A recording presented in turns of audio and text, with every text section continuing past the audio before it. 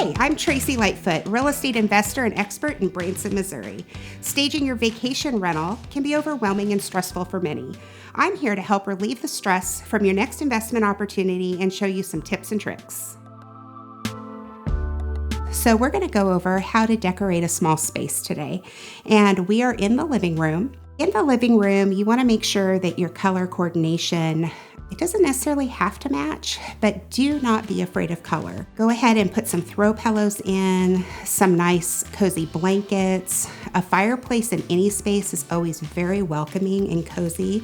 Does not have to be gas burning or a wood fireplace. We put an electric fireplace in here, and we have 5-star reviews on all of our properties, especially the ones with fireplaces. Make sure there's a lot of places for people to sit and hang out, as well as functional coffee tables, end tables, as you will see in here. Our coffee table also comes up to the couch for a tabletop to play games, to eat, just another surface space for families to enjoy. And then another little tidbit and trick that I may have for you is allow that natural light to come in.